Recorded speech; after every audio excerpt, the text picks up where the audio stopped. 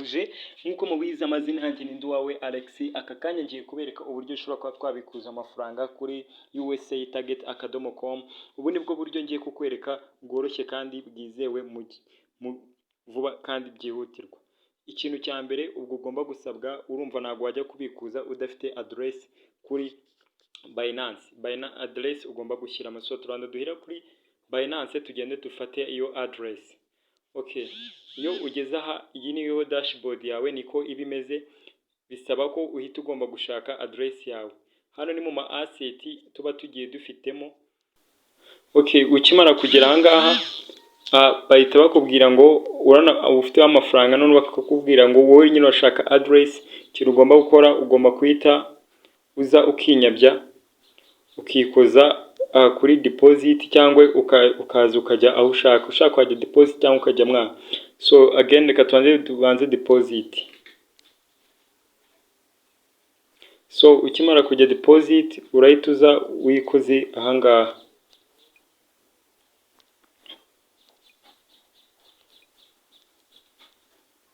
Icyo bita deposit crypto.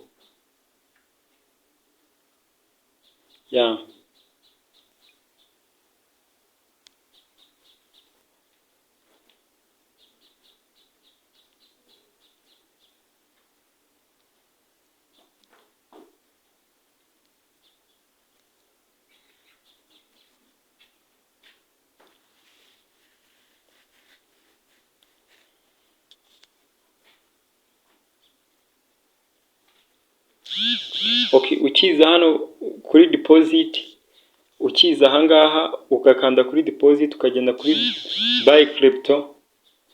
Aha uhita umanuka hano hasi. Hano hasi uhita wabona address yawe, uri kuhabona.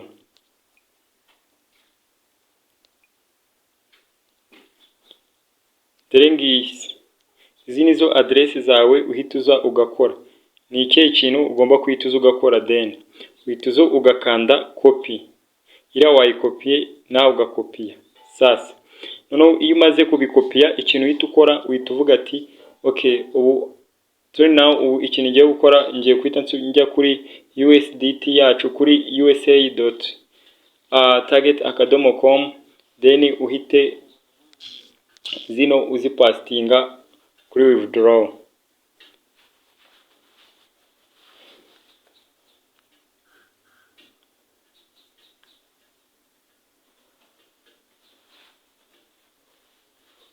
Okay, ukimara kugera aha ngaha urabona ko dufite amadolari 18 twemerewe kuyabikuza. Okay, urahita uza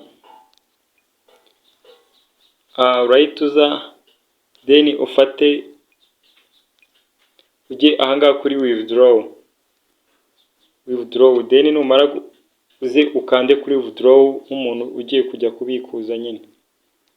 So twari dutegereze. Okay, bana turahita tuza hano kuri Dore, ko ufite amadolari 13 n'ibice 499. Uhita uza aha ngaha, ubona ko ngiye nayiteretsemo, dore ngiyi hano. Uhita uza, dore ngiyi aho nayiteretse ngewe. Okay, aha ngaha niho ushyira amafaranga runaka ushaka kubikuza. Nugera ku madolari 8 kugeza ku madolari 1990 uko ngoko. Aha ngaha urahakanda password ikahita yijyanamo. Aha nabidanje. So ubwo turaza nk'urugero dukande hano abagiye gushyiramo. Okay, ubwo iyi ni password dushyizemo. None aha ngaha ntabwo biba byemewe. Aha ngaha nahajya amafaranga, tube ko dushaka kubikuza amadolari 12. So uhita uza ukahita ukanda confirm, then ukahita utegereza. Baratubwiye ngo withdraw. Reba ukuntu bakubwiye withdraw channel is not open, nyine kubikuza ntabwo bifunguye. So okay, reka tugire 10 turebe.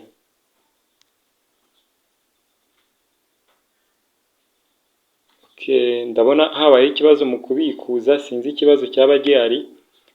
Okay, urabona ko kubikuza byo ntabwo biri kwemera, to namwe muri kubibona.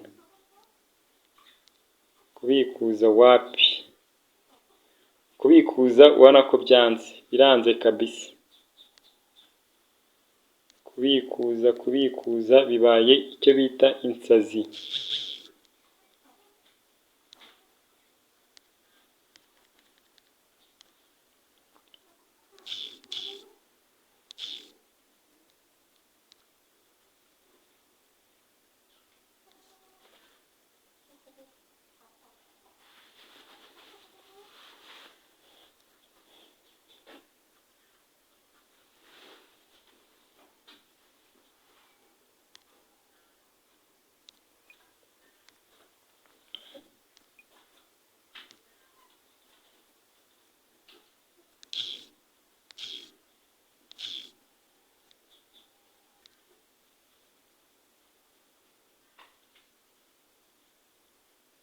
Bari kutubwira ko umuyoboro udafunguye, so ubwo ngubwo waza kongera kuza ukabikuza ukundi ubwo bibaye bikunda, kuko urabona aka kanya kubikuza ntago bikunze. So ubwo nibiza gukunda nzahita mbibabwira yuko byakunze. Wowe icyo ugomba gukora, kanda subscribe, kanda share na comment ku Gahezo TV. Ubwo ningaruka byakunze nzaza mbereka ko nabikuje, then mbereke yuko n'uburyo ushobora kuba wabitsaho amafaranga. So impamvu nanze kubereka iyo kubitsaho amafaranga n'ubundi ubona ko kubikuza bitari gukunda fresh, niyo mpamvu mbaye mbyihoreye. So thank you to Flow Gahezo TV, ndabashimiye cyane.